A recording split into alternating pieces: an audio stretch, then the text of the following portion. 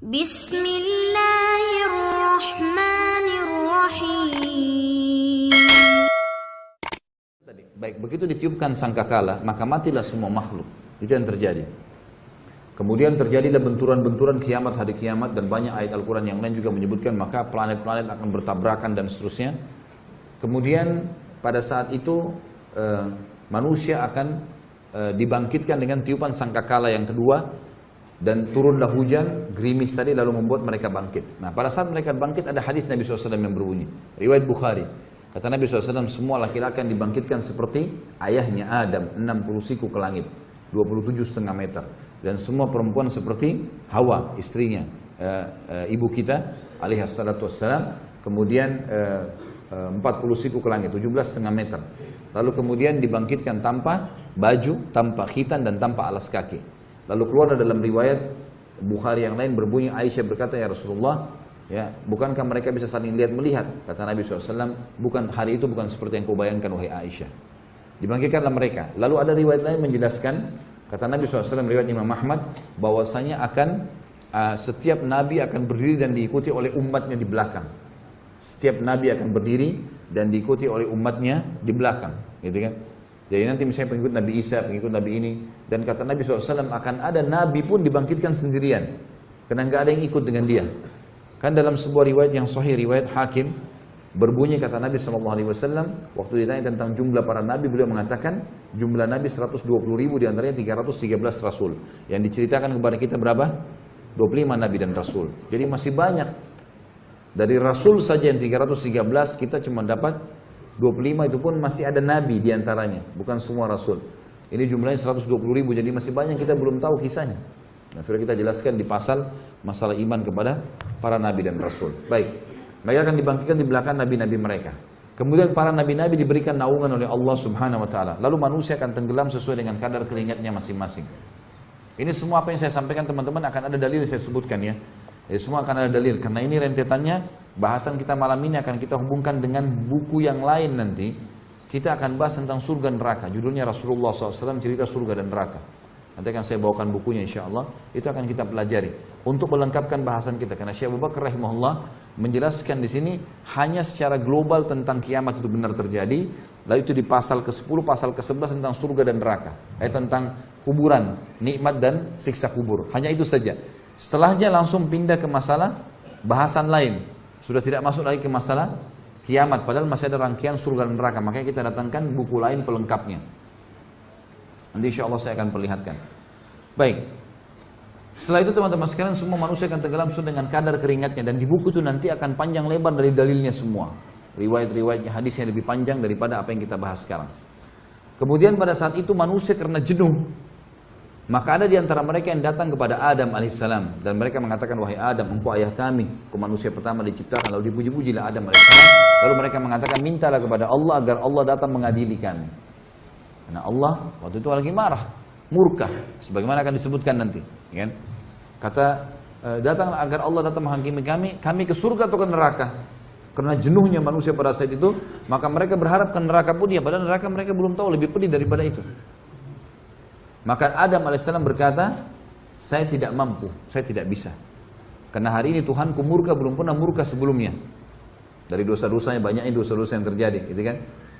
Maka saya tidak bisa memberikan apa-apa, nafsi diriku sendiri, pergilah kepada Idris, Nabi yang kedua. Datang kepada Idris. Idris mengatakan juga sama, nafsi saya nggak bisa. Pergilah kepada Hud, kepada Saleh, kepada Syuaib dan seterusnya, sampai tiba kepada Isa alaihissalam. Dan hampir semua Nabi ini menyebutkan kesalahan yang pernah terjadi. Lalu mereka mengatakan, saya tidak berani, cobalah ke fulan, sampai akhirnya tiba ke Isa alaihissalam.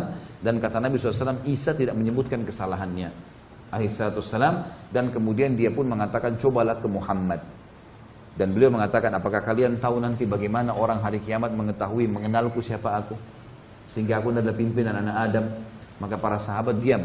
Kata Nabi SAW, seperti inilah mereka akan datang kepadaku nanti, dan mereka akan mengatakan, wahai Muhammad. Dan waktu itu suara orang terdengar seluruh mahsyar. Dengan kuasa Allah, orang semua akan dengar di mahsyar. Walaupun tidak ada mic, tidak ada apa, semua terdengar dengan kuasa Allah. Maka mereka mengatakan, wahai Muhammad, engkau lah Nabi terakhir.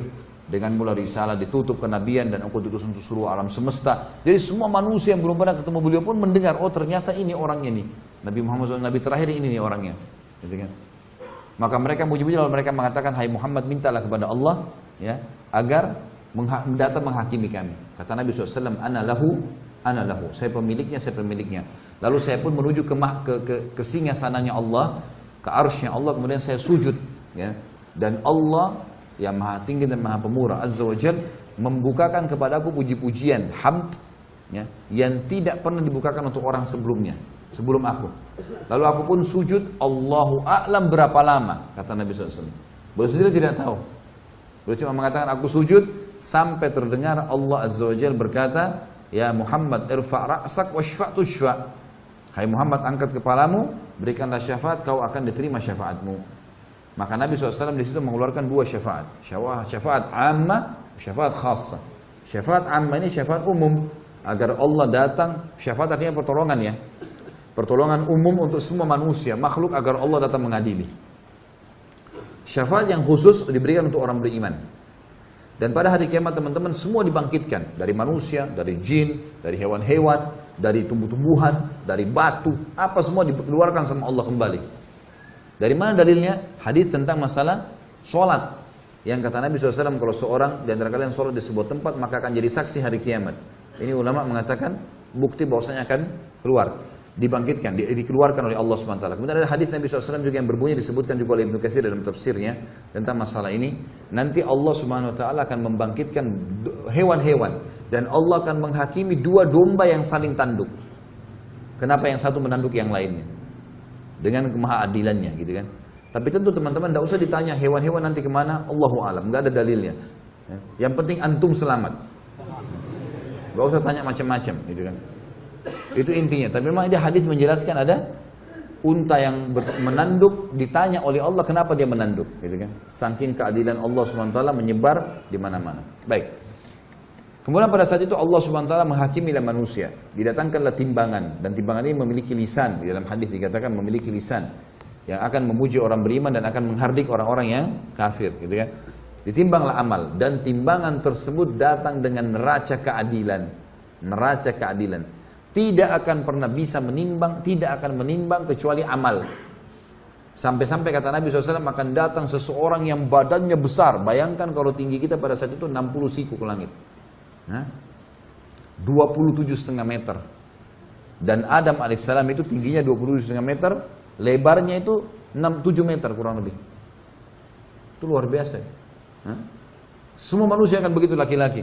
Ada seseorang kata Nabi SAW badannya besar, loncat ke timbangan amalnya untuk memberatkan dan tidak bertambah sedikit pun.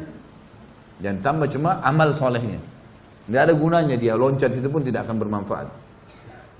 Ditimbanglah amal tersebut. Orang-orang yang memang lolos adalah orang-orang yang disendirikan oleh Allah Subhanahu wa taala. Kemudian orang-orang yang masuk neraka juga dimasukkan neraka, tinggal ditimbang adalah orang-orang yang beriman yang punya dosa. Baik, sementara tunggu di mahsyar tadi ada yang saya lupa, ada 7 golongan yang dinaungi oleh Allah pada saat itu, tidak kena panasnya matahari. Yang pertama imam yang adil, ya, pemimpin yang adil. Ini selalu berbuat baik. Banyak ulama mengatakan di antaranya contoh Umar bin Khattab, ya, Abu Bakar, Utsman, Ali dan seterusnya yang datang setelah mereka memiliki keadilan. Sampai hari kiamat berlaku tentunya siapapun orang muslim yang memiliki keadilan dalam pemimpin. Yang kedua adalah seseorang yang hatinya terikat dengan masjid. Kata sebagian ulama hadis yang dimaksud adalah antara azan dan azan. Dia sibuk dengan itu. Azan ke masjid, pokoknya terikat diri dengan masjid. Rajulun mu'allaqun qalbu bil masajid namanya. Kemudian yang ketiga adalah dua orang yang saling mencintai karena Allah, berkumpul karenanya, berpisah karenanya. Dan ini disunnahkan teman-teman sekalian, kita saling mencintai karena Allah. Antum cari siapa di antara sesama jenis, laki-laki dan laki-laki, perempuan dan perempuan. Dia menyukai saudara muslim karena ibadahnya. Karena luar biasa ibadah sholat malamnya, majelis ilmunya, segala macam. Dia datang dan sunnah mengatakan saya mencintai kamu karena Allah. Lalu dijadikan sebagai sahabatnya yang selalu dia komunikasi setiap hari. Jadikan partner dimanapun dia pergi. Ini sunnah Nabi SAW. Makanya waktu beliau datang ke Madinah, beliau membangun asas negara ada 3. Ya. Pertama bangun masjid Kuba dan Masjid Nabawi sebagai basis. Maka setiap orang yang mau membangun sebuah komunitas muslim harus ada masjidnya dulu. Kemudian yang kedua, mempersaudarakan muhajirin dan ansar, ini yang kita bahas. Yang ketiga adalah menulis kesepakatan dengan orang-orang kafir di Madinah agar membela bersama-sama Madinah. Ini asas negara kata para ulama yang mesti ada bagi setiap muslim. Baik. Pada saat itu orang yang bersaudara karena Allah, berkumpul karenanya, berpisah karenanya akan mendapatkan juga naungan Allah Subhanahu wa taala. Ini yang keberapa? Yang ketiga. Dua dari mana? Yang keempat, seorang laki-laki masuk dalamnya kata para ulama perempuan. Seorang laki-laki yang dipanggil oleh seorang wanita yang cantik, memiliki kecantikan dan kedudukan, bisa kekayaan, bisa jabatan, bisa ke jalur nasab, jalur keturunan yang mulia, sempurna, sudah cantik, sudah pintar, sudah kaya, segala macam, menggoda sekali sebenarnya.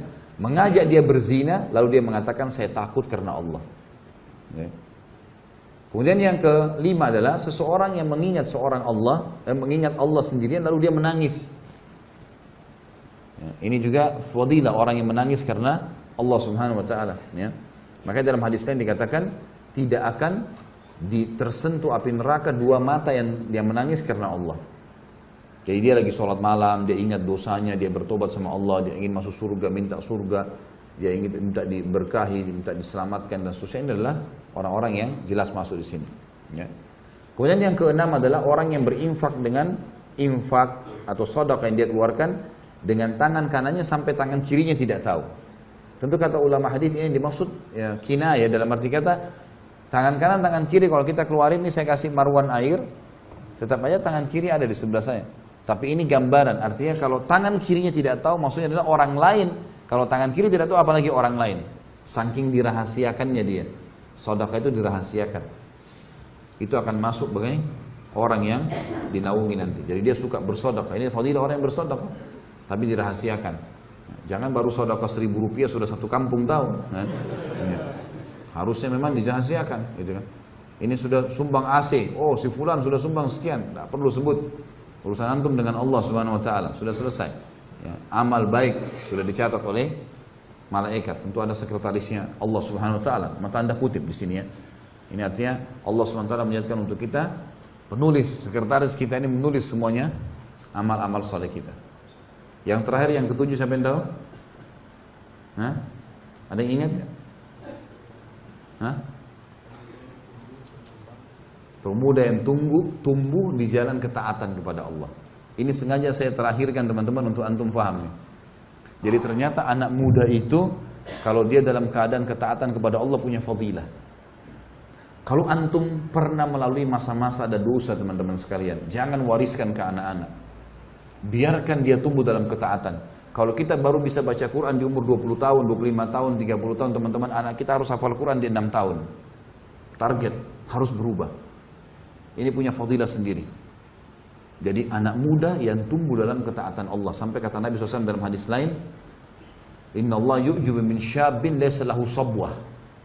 Allah kagum dengan anak muda yang tidak ikuti hawa nafsunya. Allah Azza wa Jalla mencipta kagum dengan orang ini. Dan anak muda, kata ulama, masuk dalam hitungan syariat 40 tahun ke bawah. Ada sebagian menyebutkan 50 tahun ke bawah, itu masuk semuanya dianggap anak muda. Masih muda, di kalangan muda gitu. Makanya para nabi-nabi dinobatkan menjadi nabi umur berapa? 40 tahun, gitu kan? Puncak-puncaknya Nabi SAW mendapatkan kemenangan di umur 50 sampai 60 tahun.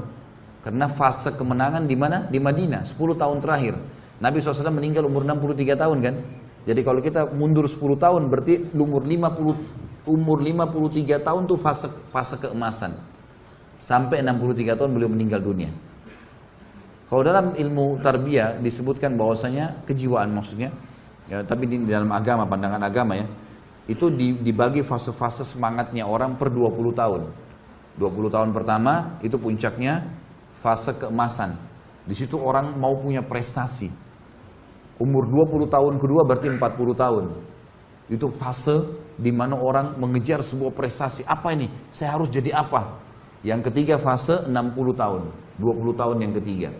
Ini puncak-puncaknya juga orang mengejar.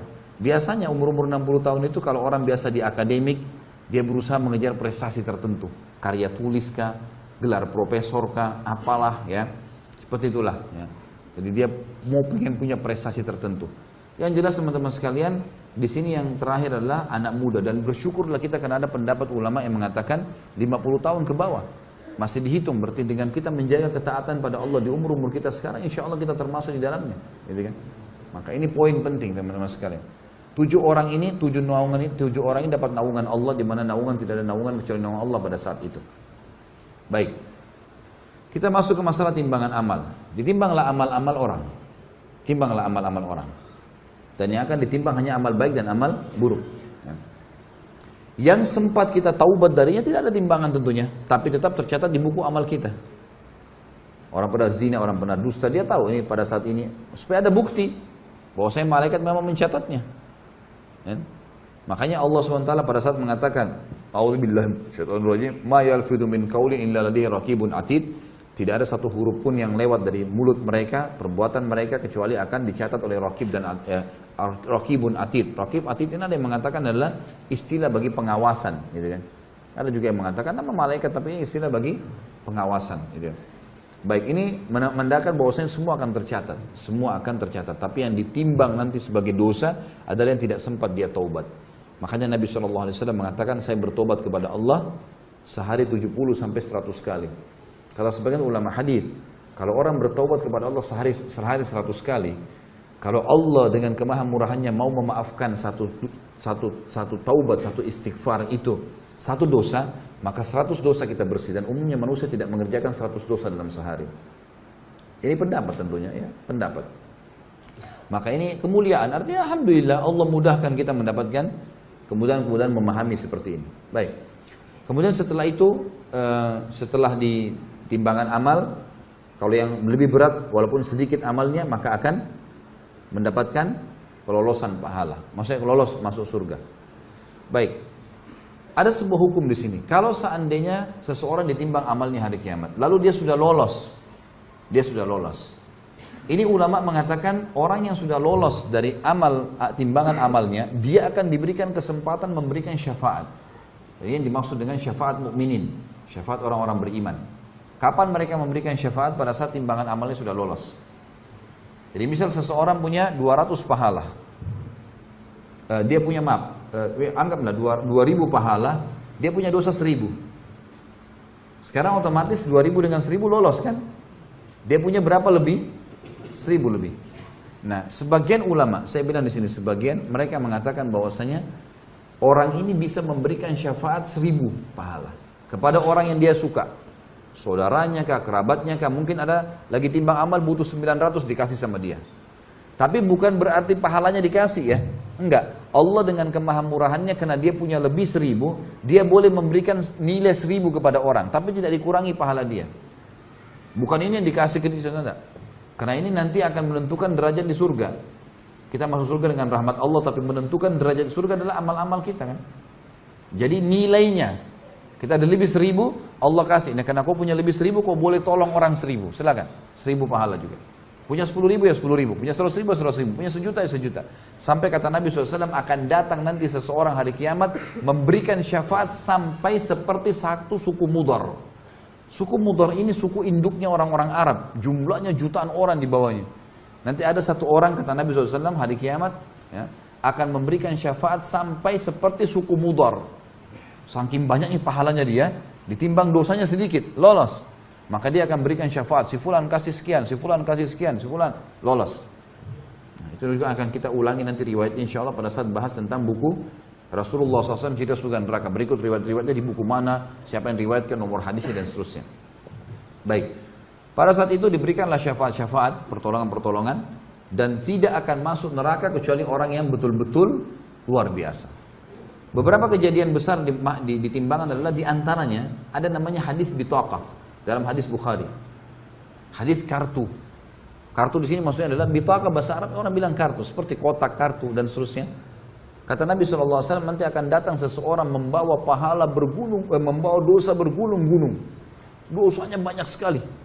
Waktu ditimbang amal solehnya langsung kalah. Lebih berat dosanya. Dia sudah tahu dia akan masuk neraka. Dosanya banyak sekali. Gak mungkin selamat sudah, lebih berat. dosanya daripada pahalanya. Maka kata Nabi SAW, Allah berfirman kepada dia, berkata kepada hambanya ini, karena ada hadis yang berbunyi, pada saat kita ditimbang amal teman-teman sekalian, kata Nabi SAW dalam hadis sahih, tidak ada seorang pun di antara kalian kecuali dia akan berbicara dengan Tuhannya berdua tanpa ada penterjemah. Allah akan bilang, kamu begini, kamu begini, kamu begini. Dengan seluruh bahasa, Allah yang ciptakan semua bahasa. Maka akan diajak ngomong berdua oleh Allah SWT. Kamu begini, kamu begini. Nanti akan datang orang, dosanya banyak sekali. Dan ini disoroti, karena memang hadisnya mulia. Memberikan berita gembira bagi orang yang beriman gitu kan. Maka kata Allah SWT, apakah ada amal kamu yang bisa mengalahkan dosamu sebanyak ini? Kata dia, ya Allah, amal apa lagi? Setelah ini semua, nggak ada lagi amal. Ini amal sudah ditimbang. Ini. Kata Allah SWT, coba ingat-ingat. Dia bilang, tidak ada ya Allah, sudah nggak ada. Lalu dikeluarkanlah bitaqah itu, kotak atau kartu tadi. Tertulis, la ilaha illallah. Tidak ada Tuhan yang berhak disembah kecuali Allah, yang dia ikhlas menjaga. Sebagian ulama mengatakan orang ini tidak buat syirik. Tetap dia ahli tauhid, mempertahankan keesaan Allah, tapi dia punya dosa-dosa lain. Mungkin dia berzina, mungkin dia dusta, mungkin. Tapi ini tauhidnya nggak tercoreng. Karena kalau syirik tidak masuk dalam hadis ini. Terbukti dalam surah An-Nisa Allah mengatakan, A'udzubillahi minasyaitonir rajim, innallaha la yaghfiru an yushraka bih wa yaghfiru ma duna dzalika liman yasha'. Allah tidak akan mengampuni orang yang berbuat syirik, tapi Allah mengampuni dosa selain daripada syirik. Nah, berarti ini tidak masuk di sini syirik. Berarti dia, kata ulama hadis, dia adalah muwahhid. Orang ini memang mengesahkan Allah. Tidak pernah ke dukun, tidak pernah minta-minta ke kuburan, tidak pernah segala macam. Ini syirik nggak ada. Dia betul-betul murni dosa, tapi dosa yang dia akui sebagai kesalahan. Maka didatangkanlah bitaqah tersebut, lalu ditimbang, ditimbangan pahalanya, tiba-tiba menjadi lebih berat daripada dosanya, dan semua dosanya akan terlempar. Maka lolos dia masuk ke dalam surga. Maka dalam sebuah hadis Bukhari Muslim juga pernah, Nabi SAW lagi duduk di dalam sebuah kebun, kemudian datang sahabat Nabi Abu Musa al-Asy'ari lalu mengatakan, ya Rasulullah, gitu kan, saya datang untuk menjaga anda. Kata Nabi SAW, telah sampai kepada saya berita, Allah mengatakan, ya, siapapun yang di dalam hatinya sebesar biji sawi, siapa yang mengucapkan la ilaha illallah tulus dari hatinya, dia pasti masuk surga. Maknanya adalah, kalau dia masih punya dosa pun, kemudian dia masuk neraka dulu, tetap akan masuk surga. Nanti kita bahas masalah syafaat.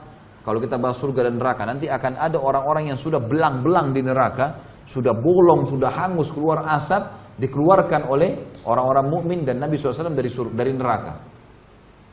Kemudian mereka akan dicemplungkan di sungai-sungai yang berada di pintu gerbang surga, lalu mereka tumbuh seperti tumbuhnya tanaman yang masih baru tumbuh, masih lemah sekali. Dan para ahli surga menyemproti mereka dengan, menyirami mereka dengan air-air itu. Nanti akan kita bahas insyaAllah masalah surga neraka, masalah itu akan keluar mereka.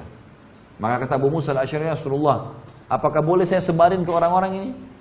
Kata Nabi SAW, kalau kau sebarin berarti mereka akan bergantung dengan itu. Jadi maknanya di sini memang mentauhidkan Allah penting kan, la ilaha illallah itu kalimat tauhid kan, pengesaan. Tidak ada sekutu bagi Allah, tidak ada Tuhan yang berhak disembah kecuali Allah. Tidak ada sekutu baginya masalah itu. Baik. Setelah itu teman-teman sekalian, setelah semua ditimbang amalnya, orang-orang beriman yang sudah lolos tadi tanpa hisab, orang beriman juga yang sudah lolos dari timbangan ini akan kumpul di Haud. Haud ini adalah kuala Nabi SAW di mahsyar. Kuala Nabi SAW di mahsyar. Kata Nabi SAW, ana faratukum, saya akan dahului kalian ilal Haud, ke Haud.